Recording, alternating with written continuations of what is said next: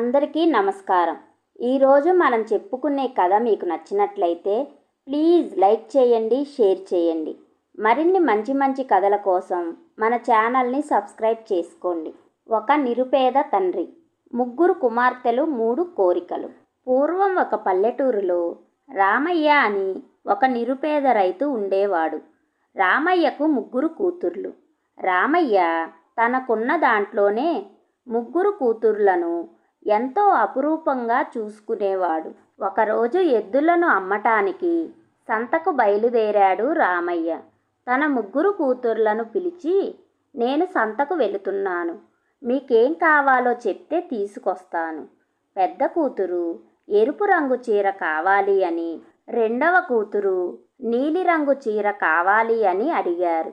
మూడవ కూతురు, నాన్న, నాకు మల్లెపూలంటే చాలా ఇష్టం, నా కోసం మల్లెపూలు తీసుకురండి అని చెప్పింది.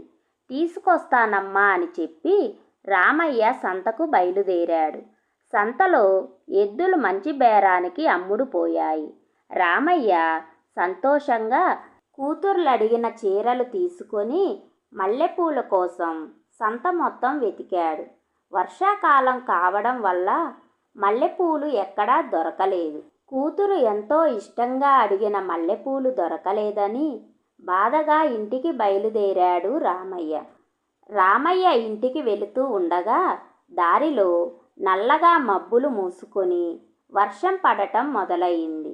ఇక దారిలో నుండి వెళితే త్వరగా ఇంటికి చేరలేనని అడ్డదారిలో నుండి మధ్య మధ్యలో చెట్ల కింద ఆగుతూ వర్షం తగ్గిన తర్వాత బయలుదేరాడు రామయ్య. దారంతా చీకటిగా ఉండి రామయ్యకు ఏమీ కనిపించలేదు. అలాగే కొంత దూరం వెళ్ళిన తరువాత ఎక్కడో దూరంగా ఒక చిన్న వెలుగు కనిపించింది. ఆ వెలుగు కనిపించే వైపుకు వెళ్ళాడు. అక్కడ ఒక రాజభవనం ఉంది. ఈరోజు ఇక్కడే ఉండి ఉదయం బయలుదేరదామని లోపలికి వెళ్ళాడు. లోపల ఎవరైనా ఉన్నారా అని పిలిచాడు రామయ్య. ఎంతసేపటికి ఎవరూ కనిపించలేదు. అక్కడ భోజనం సిద్ధంగా ఉంది.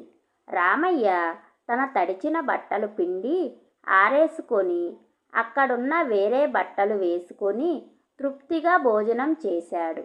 భవనంలో ఉన్న ఒక గదిలోకి వెళ్ళి హాయిగా నిద్రపోయాడు. ఉదయం లేచి తన వస్తువులను తీసుకొని గదిలో నుండి బయటికి వచ్చాడు. అక్కడ మళ్ళీ భోజనం సిద్ధంగా ఉంది. కానీ అక్కడ ఎవరూ కనిపించలేదు. మళ్ళీ తృప్తిగా భోజనం చేసి ఇంటికి బయలుదేరాడు రామయ్య. భవనం నుండి బయటికి వచ్చిన రామయ్యకు మల్లె చెట్టు కనిపించింది.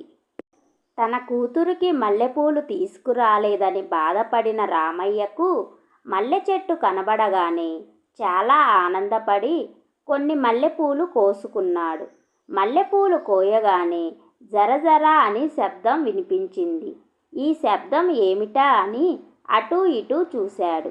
అక్కడ మల్లె చెట్టులో నుండి ఒక రాకాసి బల్లి బయటకు వచ్చింది. ఆ రాకాసి బల్లి కళ్ళెర్రజేసి, ఎవరు నువ్వు, నా పూలు ఎందుకు కోసావు అని కోపంగా అడిగింది. అయ్యా, నన్ను క్షమించయ్యా, రాత్రి వర్షంలో దారి తప్పి ఇక్కడికి వచ్చాను. ఇక్కడ తలదాచుకొని ఉదయమే వెళ్దామని. నా చిన్న కూతురు మల్లెపువ్వు అడిగిందని మల్లెపూలు కోశాను. నన్ను క్షమించయ్యా. ఏమిటి, నీకు కూతుర్లున్నారా? అవునయ్యా, నాకు 3 కూతుర్లు. నా చిన్న కూతురు మల్లెపువ్వు అడిగిందని మల్లెపూలు కోశాను. అయితే సరే, నువ్వు నా పూలు కోసినందుకు నీ 3 కూతుర్లలో ఒక కూతురిని తీసుకొచ్చి నాకు అప్పగించు. 3 రోజుల్లో నీ కూతుర్ని తీసుకొచ్చి నాకు అప్పగించు. లేదంటే నువ్వు నా ఇంటికి వచ్చి నా అన్నం తిని నా ఇంట్లో పడుకొని నా మల్లెపూలు కోస్తావా? దీనికి ఫలితం నువ్వు అనుభవించక తప్పదు. రామయ్య చేసేదేమీ లేక బాధగా ఇంటికి బయలుదేరాడు. ఇంటికి వెళ్ళి 2 కూతుర్లకు తెచ్చిన చీరలు ఇచ్చి చిన్న కూతురికి మల్లెపూలు ఇచ్చి మల్లెపూలు కోసినందుకు అక్కడ జరిగిన విషయమంతా చెప్పాడు. రామయ్య భార్య 3 కూతుర్లు ఏడుస్తూ రామయ్యకు వచ్చిన పరిస్థితిని చూసి చాలా బాధపడ్డారు. చూడండమ్మా, మీ ముగ్గురిలో ఒకళ్ళని ఆ రాకాసి బల్లికి ఇవ్వాలి. మీరే ఆలోచించండి. పెద్ద కూతురు కాలం కాని కాలంలో మల్లెపూలు అడిగింది స్వప్న. స్వప్న మల్లెపూలు అడిగి ఉండకపోతే నువ్వు ఆ పూలు కోసేవాడివి కాదు కదా. అప్పుడు ఇలాంటి పరిస్థితి వచ్చేది కాదు కదా. అందుకని స్వప్ననే పంపించండి. రెండో కూతురు కూడా అక్క చెప్పింది నిజమే కదా, స్వప్ననే పంపించండి.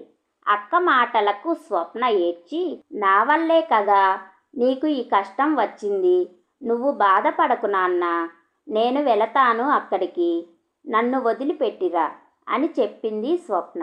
3 రోజుల తర్వాత రామయ్య కూతుర్ని తీసుకొని రాజభవనం దగ్గరకు వెళ్ళాడు. అక్కడ భోజనం సిద్ధంగా ఉంది. తండ్రి కూతుర్లిద్దరూ కడుపు నిండా భోజనం చేసి రాజభవనం అంతా తిరిగి చూశారు. 3 రోజులు గడిచిపోయాయి. అక్కడకు ఎవరూ రాలేదు, ఎవరూ కనిపించలేదు.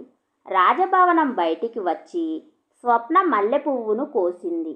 పువ్వు కొయ్యగానే రాకాసి బల్లి బయటకు వచ్చింది.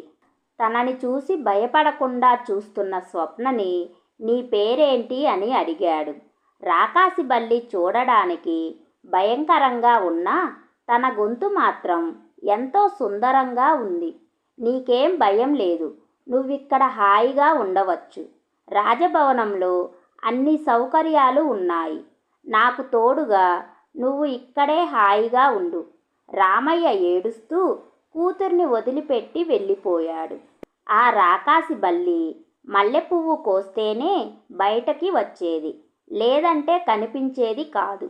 స్వప్న ఆ రాజభవనంలో కొన్ని రోజులు ఇల్లంతా తిరుగుతూ మొక్కలకు పాదులు చేస్తూ నీళ్లు పడుతూ హాయిగా గడిపింది.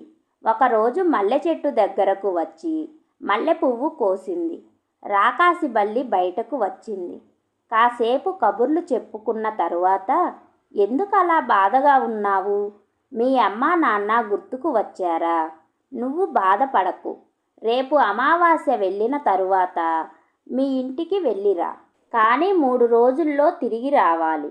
నువ్వు 3 రోజుల్లో తిరిగి రాలేదంటే నేను చనిపోతాను. నువ్వు లేకుండా నేనిక్కడ ఉండలేను. నువ్వున్నావని హాయిగా ఉన్నాను అని చెప్పింది రాకాసి బల్లి. సరే, నేను 3 రోజుల్లో తిరిగి వస్తాను అని చెప్పి అమావాస్య వెళ్ళిన తరువాత భవనంలో ఉన్న తినుబండారాలన్నీ మూట కట్టుకొని వాళ్ళ ఇంటికి వెళ్ళింది. ఇంటికి వెళ్ళిన స్వప్నను చూసి తల్లి తండ్రి ఇద్దరక్కలు ఆశ్చర్యపోయారు. ఎంతో చక్కగా మంచి దుస్తులు వేసుకొని ఎంతో అందంగా ఉంది. స్వప్నని దగ్గరకు తీసుకొని అందరూ సంతోషించారు. తండ్రికి, ఆ రాకాసి బల్లి చాలా మంచిది, నన్ను ఏమీ అనడం లేదు, నన్ను ఎంతో మంచిగా చూసుకుంటుంది. తనకి పాపం ఏదో శాపం అనుకుంటా అలా ఉంది అని నన్ను 3 రోజులు ఉండి రమ్మంది అని చెప్పింది. ఈ 3 రోజులు తల్లి తండ్రి అక్కలతో ఎంతో సంతోషంగా గడిపింది. స్వప్న బయలుదేరుతానంటే ఇంకొక రోజు ఉండమని బలవంత పెట్టేసరికి ఉండిపోయింది. కానీ స్వప్నకు నేను వెళ్ళకపోతే ఏమవుతుందో అని చాలా భయమేసింది. తర్వాత రోజు సాయంత్రానికి భవనానికి చేరుకుంది స్వప్న. అక్కడకు వెళ్ళేసరికి మల్లె చెట్టు మొత్తం వాడిపోయింది. నేను వెళ్ళేటప్పుడు చెట్టు నిండా పువ్వులున్నాయి కదా, ఇప్పుడు ఇలా అయిందేమిటి అని ఆశ్చర్యపోయింది. మల్లె చెట్టు మీద చేయి వేసేసరికి చనిపోయే పరిస్థితుల్లో ఉన్న రాకాసి బల్లి కనిపించింది. ఏమైంది, ఇలా అయిపోయావేంటి? నువ్వు రాకపోతే నేను చనిపోయేవాడిని అని చెప్పేసరికి చాలా బాధపడింది. నేను 15 రోజుల నుండి ఈ భవనంలో ఉండి రాజభోగాలు అనుభవించాను. నా వల్ల నీకు ఇలాంటి పరిస్థితి వచ్చింది. ఇంకెప్పుడు నిన్ను వదిలిపెట్టి వెళ్ళను. నిన్ను ఎప్పుడు కంటికి రెప్పలా చూసుకుంటాను అని ప్రేమగా రాకాసి బల్లిని పట్టుకుంది. స్వప్న పట్టుకోగానే ఆ రాకాసి బల్లి ఒక అందమైన రాజకుమారుల్లాగా మారిపోయింది. ఆ రాజకుమారుణ్ణి చూసి, మీరెవరు? ఇక్కడ ఒక బల్లి ఉండాలి కదా, అది చనిపోయిందా అని ఏడ్చింది. ఆ బల్లిని నేనే. నేను ఒక రాజకుమారుణ్ణి. నాకు పేదవాళ్ళు, బిచ్చగాళ్ళన్నా చాలా అసహ్యం. చాలా విసుక్కునేవాడిని. అసలెవరిని వాకిట్లో కూడా రానిచ్చేవాణ్ణి కాదు. ఒకరోజు బిచ్చగాడిని కసురుకున్నాను.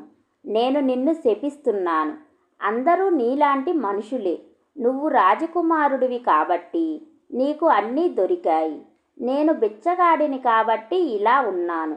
ముట్టుకోవడానికి అసహ్యం వేసి జంతు రూపం వస్తుంది నీకు అని శపించాడు. నేను కాళ్ళా వేళ్ళా పడితే నిన్ను ఎవరైనా ఒక అమ్మాయి ప్రేమగా దగ్గరికి తీసుకుంటే నీకు ఈ శాపం పోతుంది అని చెప్పాడు. శాపం తీరడం కోసం ఆ మల్లె చెట్టును ఇక్కడ పెట్టి వెళ్ళాడు. అందుకే ఈ ఇంటిలో ఎప్పుడూ భోజనం సిద్ధంగా ఉంటుంది. మా రాజభటులే వచ్చి అక్కడ అన్నీ సిద్ధంగా ఉంచుతారు. ఇక్కడ దారిన వెళ్ళే వాళ్ళు ఎవరైనా సరే వచ్చి భోజనం చేసి వెళ్తూ ఉంటారు. కానీ నాతో ఎవరూ ప్రేమగా ఉండరు. అందరూ నన్ను అసహ్యించుకుంటారు. నువ్వొక్కదానివే నన్ను అసహ్యించుకోకుండా ప్రేమగా దగ్గరికి తీసుకున్నావు. నాకు శాపం పోయింది. ఆ రాజకుమారుడు, స్వప్న ఇద్దరూ కలిసి వాళ్ళ అమ్మా నాన్న దగ్గరకు వెళ్ళి జరిగిందంతా చెప్పి అందరూ కలిసి రాజభవనానికి వెళ్ళారు. రాజకుమారుడు స్వప్నను పెళ్లి చేసుకున్నాడు. స్వప్న ఆ రాజభవనానికి రాణి అయ్యింది. కథ కంచికి మనం ఇంటికి. Thanks for watching. ఈ స్టోరీ గనక మీకు నచ్చినట్లయితే ప్లీజ్ లైక్ చేయండి, షేర్ చేయండి. మరిన్ని మంచి మంచి కథల కోసం మన ఛానల్ని సబ్స్క్రైబ్ చేసుకోండి.